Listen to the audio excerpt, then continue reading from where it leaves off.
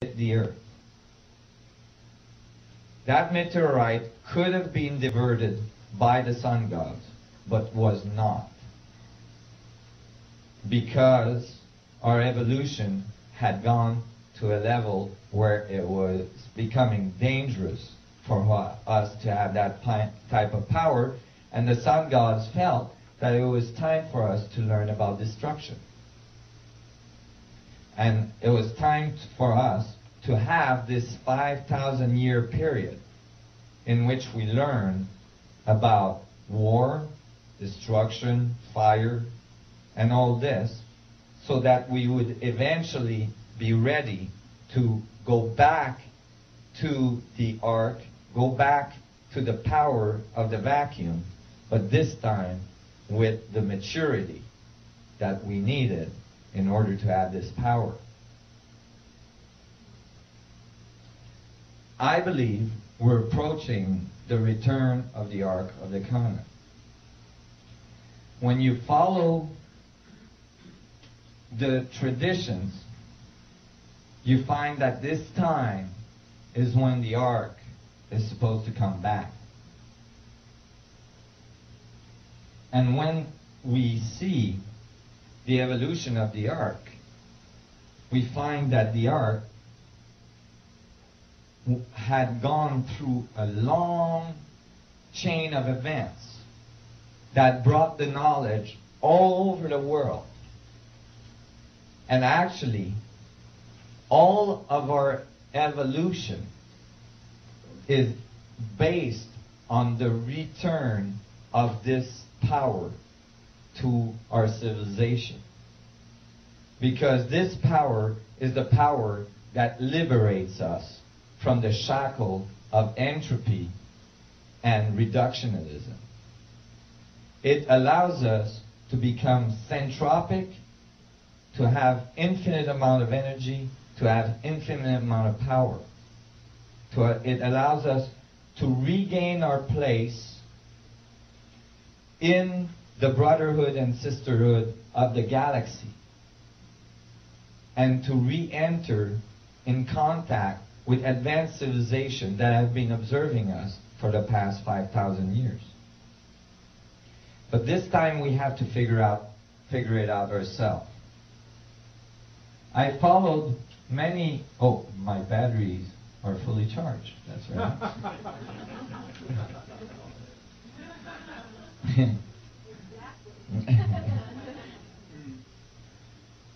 So the ark in the Bible, in the Old Testament, is the technology. In the New Testament, Jesus, which actually true name is Emmanuel, which is mentioned in the Bible, Emmanuel is thought to be the living ark. Well, there's an interesting thing that happened there.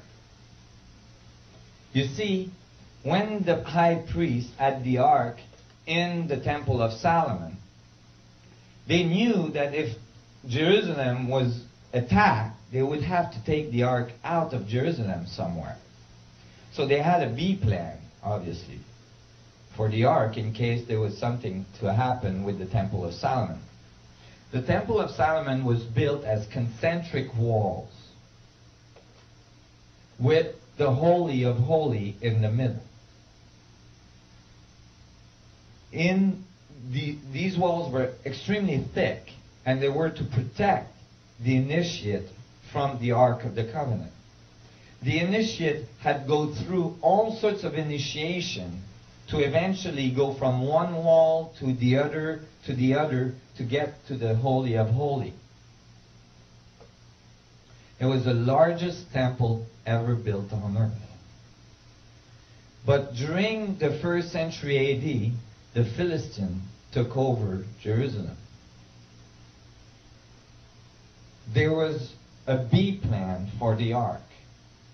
That B plan was called the Dead Sea community. On the side of the Dead Sea, that was the Essenes. Now, the first person that talked about the Essene and that community was Edgar Cayce. Edgar Cayce, in one of his readings, said there was a community on the side of the Dead Sea that had written scrolls and that we were going to find these scrolls. Now, when he said that, I think it was in the 30s, all the archaeologists said that was bunk, because there was no writing whatsoever about that society on the side of the Red Sea. There was no record of it anywhere. That was because it was the B plan for the Ark. They weren't advertising. So when they took the Ark out of the Temple of Solomon, they brought it to the Essene, which was a community of high priests that was constantly being made ready in case the Ark would show up. Go ahead.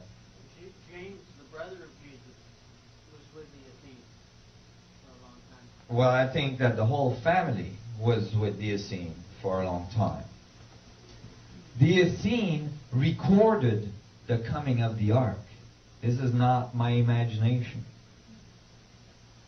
In the Essene scrolls that were found, you know that there was over 5,000 scrolls, or at least 3,000, scrolls that were found.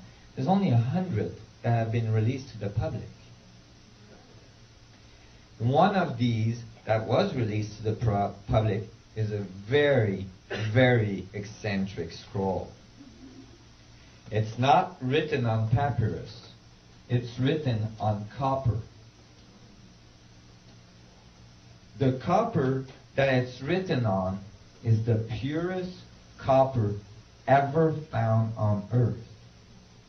There is no purest copper ever found anywhere else.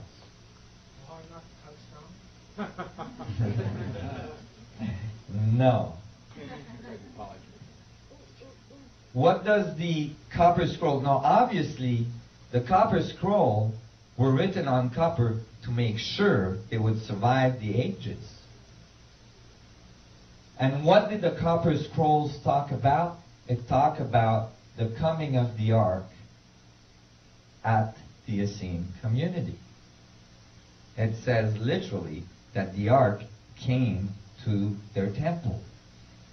And it describes where it hid all of the components that were kept around the Ark. How many components do you think there was? 64. There is exactly 64 lines describing the components of the Ark. Some of these components have now been found. It was oils and incense and stuff that they kept around the Ark that were part of what you needed to be safe when you went into the Ark room. You had to wear certain clothing. You had to cover your eyes. You had to have certain oils on your skin for the conductivity. All these things. Do you guys understand where I'm going there? Okay. If some of you read Elizabeth Heisch's book called Initiation? Note, in Elizabeth Heisch's book, when she's initiated in front of the Ark of the Covenant inside the Grand Pyramid of Giza. That book is extremely accurate. I've done a lot of research. I assure you, that book is extremely accurate.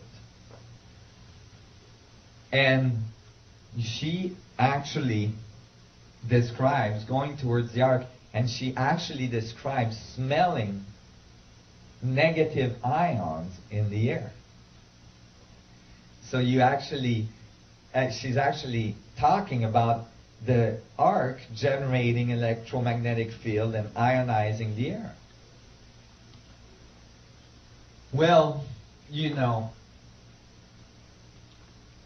they have now found some of the components around the Dead Sea Scrolls of the Ark. And when they did, it turned out that they found, I don't have this picture, but they found the place where the Essenes say that they hid the ark. Because they had it for a fairly long time.